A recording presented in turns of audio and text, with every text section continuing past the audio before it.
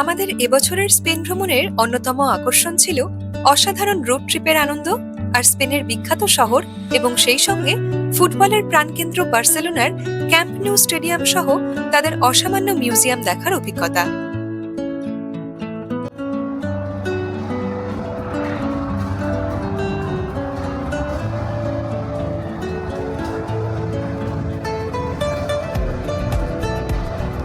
বিশ্বকাপের উচ্ছ্বাস আর উন্মাদনা ভরা এই মরশুমে চলুন একসঙ্গে ঘুরে আসি বিশ্ববিখ্যাত বাঘা বাঘা সব ফুটবলারদের তৈরি হয়ে ওঠার পিছনে অবদান রাখা বিশেষ সেই ফুটবল ক্লাবের ঘরের মাঠ। Hello everyone, good morning. আমি মনস্বিতা, আমি সৌভিক। পরিযায়ীর চোখের নতুন আরেকটি পর্বে আপনাদের সবাইকে অনেক অনেক স্বাগত জানাই। এখন আমরা রয়েছি বার্সেলোনাতে। আমরা বেরিয়ে পড়েছি শহরের রাস্তায়, আর এই মুহূর্তে আমাদের এয়ারবিএনবি থেকে আমরা হেঁটে যাচ্ছি আমাদের মেট্রো স্টেশনের দিকে, কাছাকাছি যেটা রয়েছে। তো আমাদের আজকের গন্তব্য হলো ক্যাম্প নু স্টেডিয়াম। আর এখানে আপনারা জানেন পৃথিবী বিখ্যাত সব ফুটবল প্লেয়াররা, যেরকম মেসি, সুয়ারেজ, ব্রাজিলের রোনাল্ডিনো, এছাড়াও আরও অন্যান্য বিভিন্ন নামি দামি ফুটবল প্লেয়াররা এসে খেলেছেন। তো আজকে আমরা স্টেডিয়ামের ভিতরে যাব। চলুন দেখা যাক কি কি আপনারা দেখতে পারি। আগের দিন বার্সেলোনা শহরে যে এয়ারবিএনবিতে আমরা উঠেছিলাম, আজকেও সেখান থেকে বেরিয়ে মিনিট 5 হেঁটেই আমরা পৌঁছে গেলাম নিয়ারেস্ট মেট্রো স্টেশনে। সেখান থেকে 12 ইউরোতে 5 জনের একবারে রিটার্ন টিকিট কেটে মেট্রো ধরে অল্প সময়ের মধ্যেই পৌঁছে গেলাম ক্যাম্প নু স্টেডিয়ামের কাছে। মেন রোড ক্রস করার আগেই চোখে পড়ল বিশাল এই স্টেডিয়ামের প্রথম ঝলক। এন্ট্রান্স গেট দিয়ে ঢুকতেই একদিকে রয়েছে আলাদা আলাদা প্ল্যান ট্যুরের টিকিট কাউন্টার, আর তার উল্টো দিকেই রয়েছে কিছু ক্যাফে, রেস্টুরেন্টস। চারপাশটা এক ঝলক ঘুরে দেখে আমরা এবার পায়ে পায়ে এগিয়ে চললাম স্টেডিয়ামের আরো কাছে। বর্তমানে একাধিক ফেজে ক্যাম্প নুয়ের দর্শক আসন সংখ্যা 1 লাখের কিছু বেশি বানানোর রিডেভেলপমেন্টের কাজ চলছে, যা আগামী বছর সম্পূর্ণ হওয়ার কথা। হাঁটতে হাঁটতে আমরা প্রথমেই চলে এলাম বার্সা বোতেগা বা এফসি বার্সেলোনার সুভেনির শপে। এখন সময় সকাল 10টা, আর ইতিমধ্যেই উৎসাহী সমর্থকদের লাইন লেগে গেছে স্টোরের সামনে। আমরা পৌঁছানোর প্রায় সঙ্গে সঙ্গেই দরজা খুলে দেওয়া হলো সকলের জন্য। বাইরে থেকে দেখে দোতলা মনে হলেও বিশাল এই সুভেনির শপটির একটি আন্ডারগ্রাউন্ড সেকশনও রয়েছে। 3টে ফ্লোর মিলিয়ে এখানে রয়েছে টিমের বিভিন্ন রকম জার্সি, স্কার্ভস, ক্যাপস, নানা রকম সুভেনির আর গিফট কালেকশনস। প্রায় মিনিট 40 সময় এখানে কেটে গেল ঘুরে ফিরে বিশাল এই সম্ভার দেখতে দেখতে।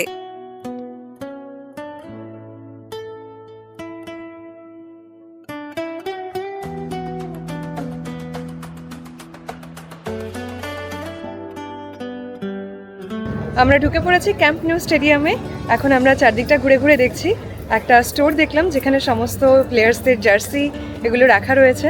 তো এখানে যারা আসছেন তারা চাইলে সেখান থেকে কিনতে পারেন, একদম অরিজিনাল জার্সিগুলো রয়েছে। তো প্লাস যেগুলো পরে প্লেয়াররা খেলেছে, ফাইনাল জিতেছে, সেই সব জার্সিও রাখা রয়েছে কিছু।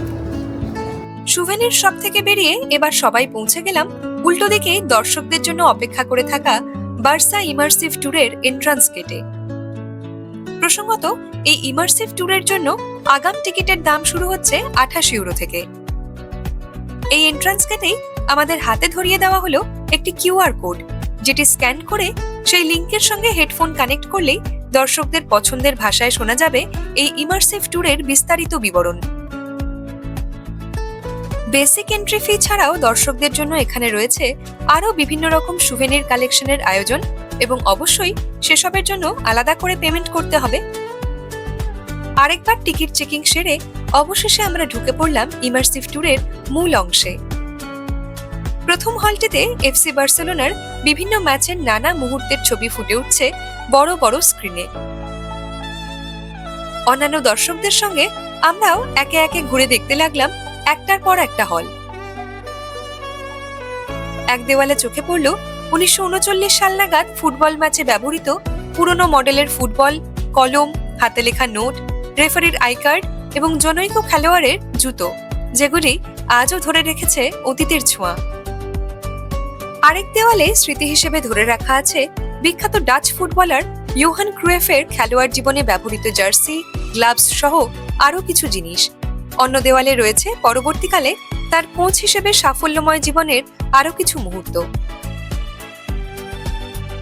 এফসি বার্সেলোনার বিভিন্ন ম্যাচের আরো কিছু অসাধারণ মুহূর্তের ছবি দেখতে দেখতে আমরা এবার চলে এলাম ট্রফি রুমে।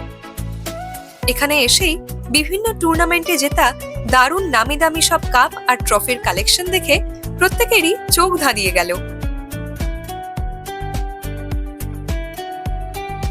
আর বলাই বাহুল্য, এই ট্রফি রুমে সবচেয়ে বেশি নজর কেড়ে নিচ্ছিল এই মুহূর্তে বিশ্ব ফুটবল জগতে সবচেয়ে চর্চিত খেলোয়াড় লিওনেল মেসির দেওয়াল জোড়া বিশাল ছবি এবং সেই সঙ্গে তার গোল্ডেন বল ও গোল্ডেন বুটস কালেকশন। অমূল্য সেসব মুহূর্ত ক্যামেরাবন্দি করে আমরা অবশেষে পৌঁছে গেলাম বার্সা ক্লাবের ইমার্সিভ ট্যুরের মূল পর্বে।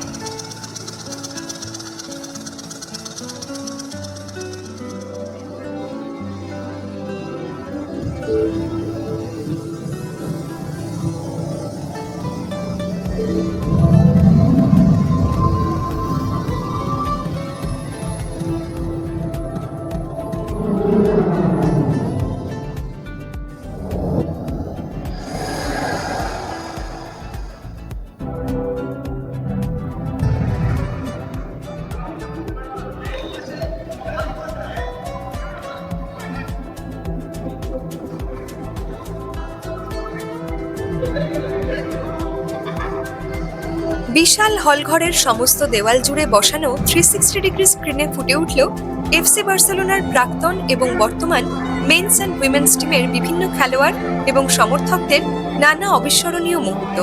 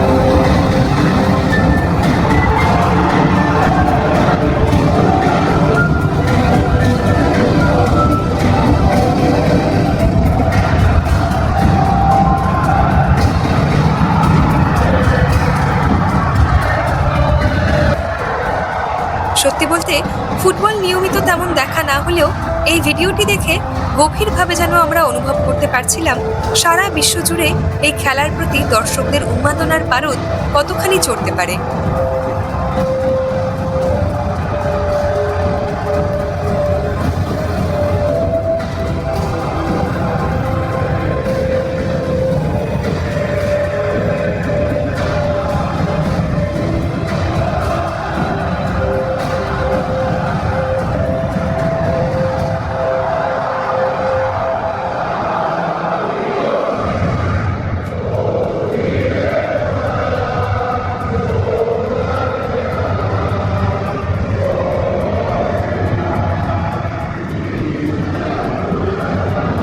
যে কোনো ফুটবল ফ্যানরা তো বটেই, এমনকি আমরা প্রত্যেকেই অভিভূত হয়ে গিয়েছিলাম এই বিশেষ অভিজ্ঞতায়। মিনিট 10 সময় যেন একটা ঘোরের মধ্যে কেটে গেল।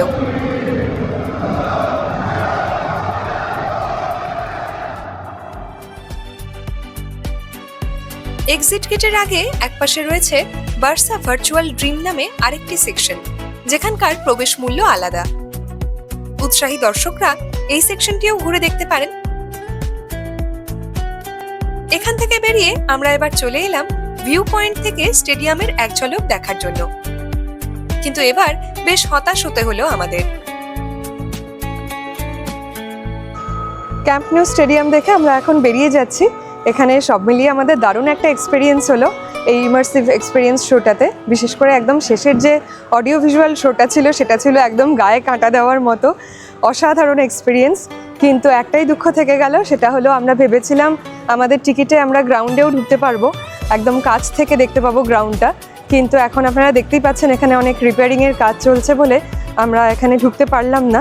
কিন্তু একটু আগেই খবর পেলাম 10th মে মাদ্রিদে একটা ম্যাচ রয়েছে, তো সেইটা আমরা দেখার চেষ্টা করব। কারণ মাদ্রিদে অরিজিৎ দাদের বাড়িতেই আমরা থাকবো, তো ওখান থেকে যাতায়াতেও সুবিধা হবে। তো ওই ম্যাচের টিকিটটা যদি পেয়ে যাই, অবশ্যই সেই এক্সপিরিয়েন্স শেয়ার করে নেব আপনাদের সবার সঙ্গে। আর সেটাও একটা দারুণ এক্সপিরিয়েন্স হবে, বুঝতেই পারছেন। তো অবশ্যই আমাদের সঙ্গে থাকুন আপনারা সবাই।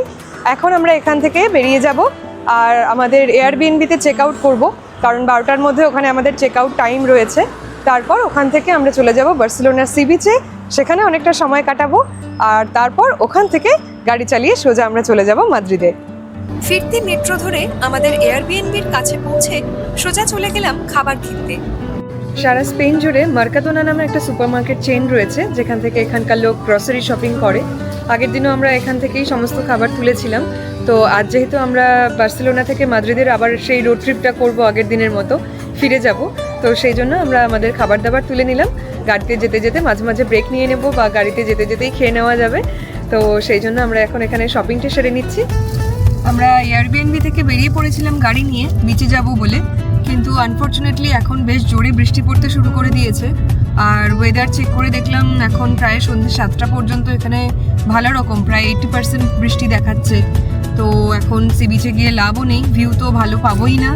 আর ফাঁকা জায়গায় হাওয়ার দাপটে এখন বৃষ্টি সামলানো সম্ভব হবে না কোনোভাবেই। তো এখন কিছু করার নেই আমাদের। আর বার্সেলোনা থেকে মাদ্রিদ ফিরতেও যেহেতু অনেকটা সময় লাগবে, লম্বা জার্নি রয়েছে আমাদের সেই প্রথম দিনের মতো। তো আমরা ঠিক করলাম যে তাহলে এখন রুট চেঞ্জ করে মাদ্রিদের পথে যাওয়াই ভালো।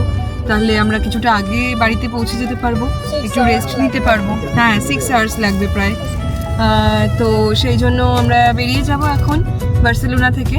আর বাড়ি গিয়ে ভালো করে রেস্ট নিয়ে নিতে হবে, কারণ তারপর মাদ্রিদ থেকে আমরা চারপাশে ঘুরবো। আর তারপরে আমার আর সৌভিকের তো আলাদা করে জার্নি রয়েছেই। তো সেই জন্য আমরা এখন বেরিয়ে পড়ছি বার্সেলোনা থেকে। শহর ছাড়িয়ে কিছু দূর এগোতেই চওড়া মসৃণ হাইওয়েতে পড়লো আমাদের গাড়িটা। লম্বা জার্নির মাঝেই একসময় জানলা দিয়ে চোখে পড়লো আকাশের গায়ে মাথা উঁচু করে দাঁড়িয়ে থাকা স্পেনের বিখ্যাত মন্টসেরাট পর্বতমালা। প্রায় 4055 ফিট উঁচু এই বিশাল পর্বতমালা যেন এক আলাদা মাত্রা যোগ করেছে হাইওয়ের পাশের এই দৃশ্যপটে। হাইওয়ের মাঝখানে যেখানে সেখানে গাড়ি তো দাঁড় করানো যাবে না, তাই জানালা দিয়েই যত ইচ্ছে মন ভরে ছবি আর ভিডিও তুলে নিলাম আমরা। মুগ্ধতার আবেশ নিয়ে আরো কিছু দূর এগোতে না এগোতেই এবার মুষলধারে প্রবল বৃষ্টি নেমে গেল আরেক দফায়।